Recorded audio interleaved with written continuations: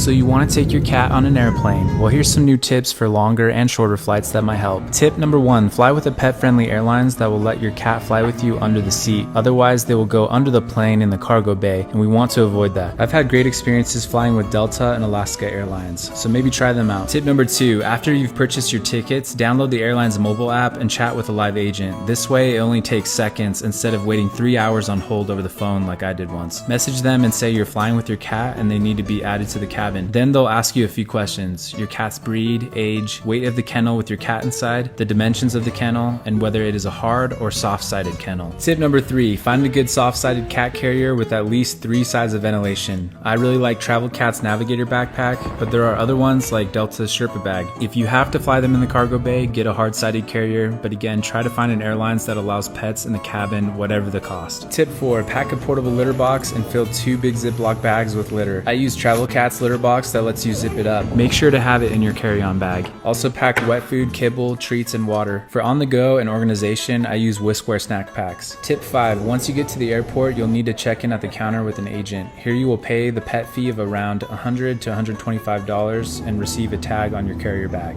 Tip number 6, when you go through security, you'll have to take your cat out of the bag, but you can ask a TSA agent to go into a closed room if you're worried about your cat escaping. Also tell security you have bags of litter in your carry-on and they will take it out and test the sample, which goes pretty quick. Tip number 7, once you get to the terminal gate, take your cat out and leash walk them, since they will have to stay in the bag the entire flight. If they're not leash trained, just hold them on your lap. This is also a good time to see if they'll eat or drink anything once they've relaxed. Tip number 8, when you board the plane, tell the passengers in your row that you're flying with your cat and ask them whether or not they're allergic. If someone is allergic, let a flight attendant know and ask if you can be moved to a different seat. But every time I've flown, people were super cool and happy to sit next to us.